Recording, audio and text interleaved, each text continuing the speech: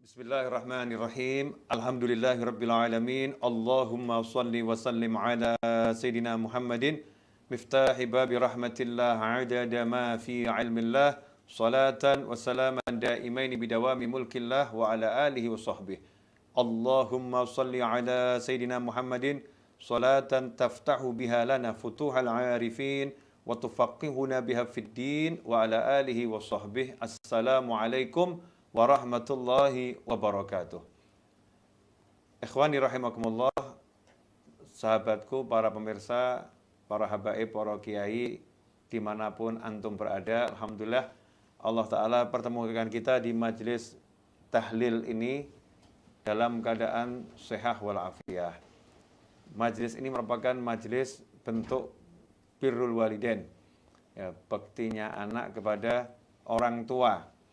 Dan juga buat kita sebagai majelis cinta kita kepada sesama muslim.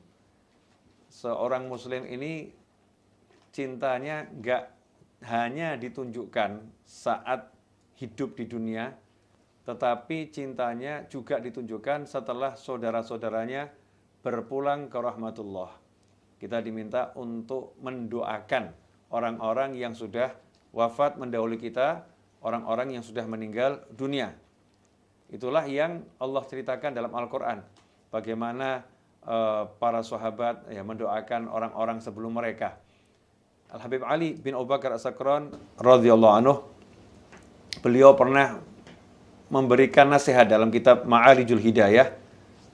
Seseorang ini kalau mengirimkan doa kepada yang sudah meninggal dunia, mengirimkan bacaan Al-Quran untuk yang sudah meninggal dunia, mengirimkan sedekah untuk yang sudah meninggal dunia, maka permisalannya adalah seperti seseorang yang dia punya sahabat di luar kota atau di luar negeri, dan dia sering berkirim surat pada sahabatnya tersebut.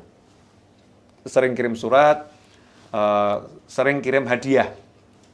Nanti suatu ketika, kalau dia pergi mengunjungi sahabatnya itu, maka sahabatnya itu akan menyambutnya, akan memuliakannya, dan akan mengelilingkan dia, mengantarkan dia keliling ke wilayah di mana dia berkunjung.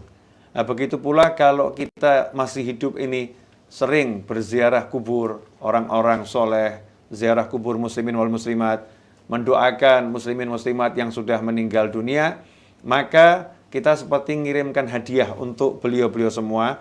Nanti kalau kita setelah usia panjang insya Allah dalam segala kenikmatan, ketaatan, keridhaan, kesehatan, kebahagiaan, kita berpulang ke rahmatullah, beliau-beliau akan menyambut kita, kemudian mengantarkan kita untuk keliling alam barzah, sehingga kita tidak merasa asing dan tidak merasa terasing. Karena akan banyak yang menemani kita, akan banyak yang menghibur kita. Begitulah manfaatnya kalau kita mau kirim doa untuk orang-orang yang sudah meninggal dunia di antara kita. Dalam kitab Raudhur Rayyahin disebutkan ada satu orang yang setiap malam Jumat dia pergi ke pemakaman hanya mengucapkan salam saja. Ya, mengucapkan salam untuk penghuni kubur yang ada di pemakaman tersebut dan memintakan ampun. Semoga Allah mengampuni kalian semua. Setiap malam Jumat. Tidak baca tahlil, nggak baca surat Yasin, nggak baca Al-Quran, sekedar mengucapkan salam dan mintakan ampun.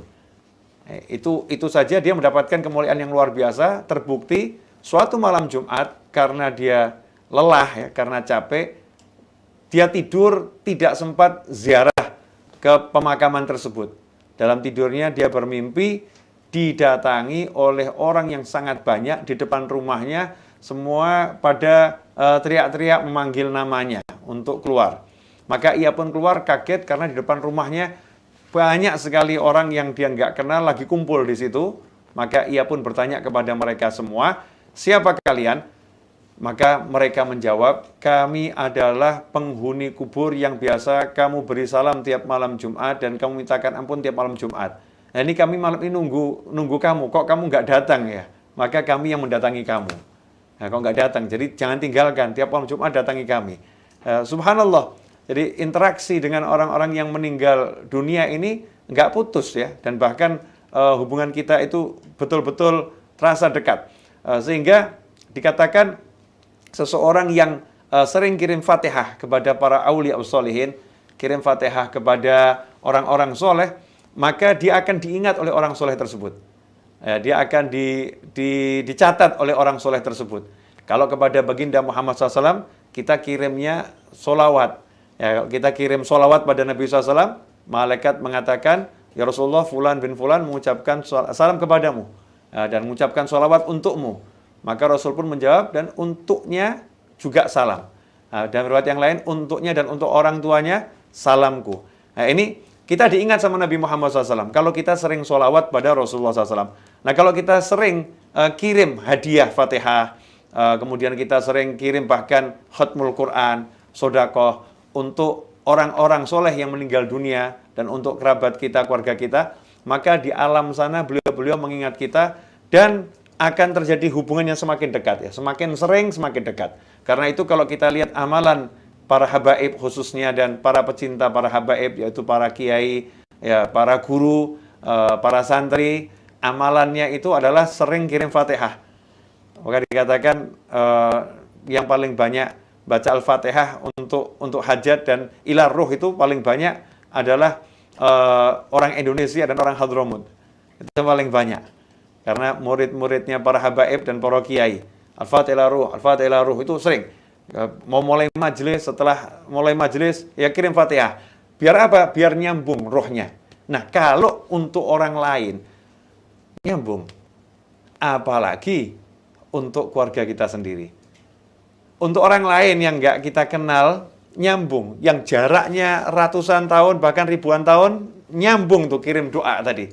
Ya kirim Fatihah, kirim Yasin, tahlil, itu nyambung. Menjadi ikatan yang kuat. Apalagi kalau itu untuk orang tua kita yang sudah tiada, ayah, ibu, kakek, nenek kita, leluhur kita, maka akan jauh lebih nyambung. Semakin erat. Dan bahkan kalau untuk seorang anak, itu wujud baktinya pada orang tua. Dikatakan dalam sebuah riwayat, jika ada seorang anak itu semasa hidupnya durhaka pada orang tuanya, naudzubillah min dzalik, mudah-mudahan kita semua tercatat sebagai anak yang taat berbakti pada orang tua, dan anak keturunan kita semua jadi anak-anak yang berbakti pada orang tuanya, Tapi kalau ada anak yang dia semasa hidup orang tuanya, anak ini tercatat anak yang durhaka sama orang tuanya, buat kesel orang tuanya, buat jengkel orang tuanya, buat marah orang tuanya, durhaka kepada orang tuanya.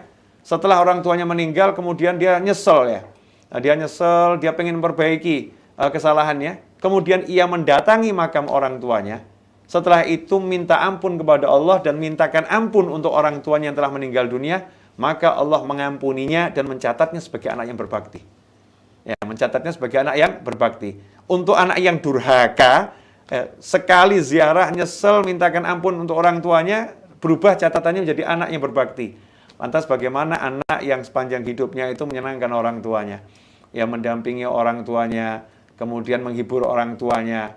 Nah, kalau anak yang seperti itu, ketika ia angkatkan tangan mendoakan orang tuanya, maka orang tuanya di alam barzah sana sangat berbahagia, senang luar biasa, dan tercatat anak yang bekti sama orang tua.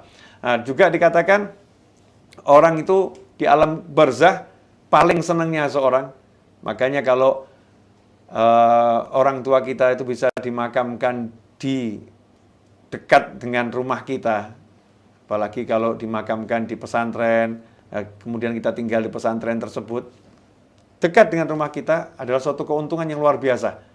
Sebab dikatakan untuk orang yang sudah meninggal dunia, kenikmatan yang paling besar yang Allah berikan di alam barzah sana adalah ketika orang yang paling dia cintai di dunia berkunjung menziarahinya.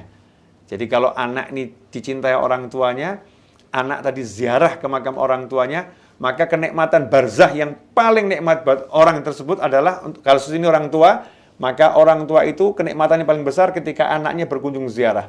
Pertemuan antara yang masih hidup dan yang meninggal dunia ini dirubah oleh Allah Subhanahu wa taala menjadi suatu nikmat untuk yang sudah meninggal dunia, nikmat yang melebihi nikmat barzah apapun.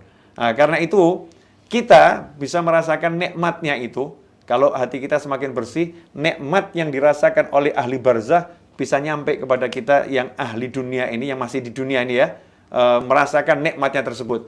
Karena itulah kalau kita ziarah ke makamnya orang-orang soleh, hati kita merasa lapang, suntuknya hilang, ya pusingnya lenyap. Apalagi di zaman yang seperti ini, zaman lagi banyak orang pusing ini, kalau kita kebetulan pusing, ya idza dhaqat 'alaikal umur fa 'alaika bi ahlil kubur. Insyaallah enggak ada yang pusing, enggak ada yang mumet.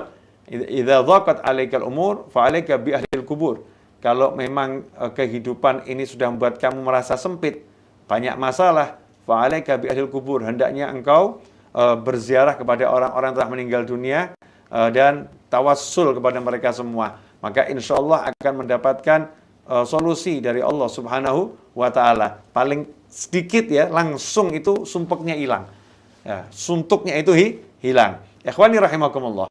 Nah, kemudian juga untuk anak, kita sebagai anak, amal yang paling baik setelah wafatnya orang tua adalah tidak menghilangkan amalan orang tua.